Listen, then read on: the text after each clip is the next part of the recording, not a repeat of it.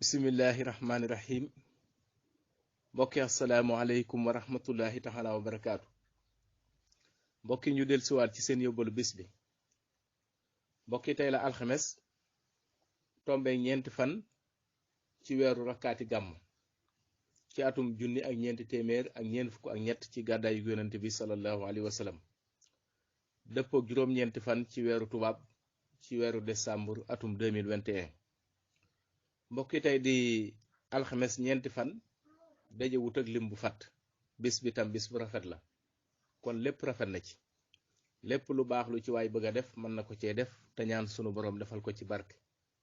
bu dee bisub alxames bi liñ ci gën a taamu ko ci def mooy ku ci sanc mbaa ku ci daloo mbaa ku ci watu waaye leneen lu ci waay bëgg a def itam mën na ko cee def ndax lim bi mu dajeel fattul bis bi rafet na. bu dee suba ak jàmm mbokki mi ngi war a dajeeg ñeenti fan ci weeru rakkaati gàmmu dajeeg ajjuma. mbokki suba bis bi rafet na muy ajjuma waaye daa dajeeg lim bu fàtt muy juróomi fan kon suba juróomi fan la lim bi mu dajeel daa fàtt incha allah. lépp loo xam ne des na ko wattandiku ci bis bu fàtt des na ko wattandiku suba ak jàmm ci juróomi fan yi kon bis bi rafet na suba muy ajjuma waaye lim bi mu dajeel moo fàtt muy juróomi fan incha allah. gannaaw loolu mbokk yi ñu ñëw ci seen yóbbalu bis bi.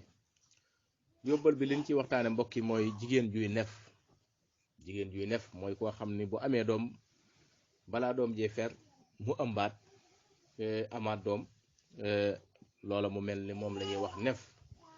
kooka dañ koy wax ni utal nefaraw gëléem rek nga ëw ko ab cëwri takk li feeg yaa ngeeg moom incha allahu rabbi du ëmb. nefaraw gëléem moom ngay ut def ko ab cëwri takk mbaa nga wut lu bokk ci ak sendal def ko ab cëwri takk maanaam sendal gu tas nga am ca benn bant def ko ab cëwri takk moom itam jigéen ju ko def incha allahu rabbi li feeg ma ngi koy takk du ëmb. wala mu wut nefaraw gëléem def ko ab cëwri takk incha allah ci kàttanu suñu borom. mbokki loolu la ñu indi woon ci yóbbalu bis bi tey ñu taxaw foofu ba suba jàmm di wax wasalaamu aleykum wa rahmatullahi taala wa barakaatu.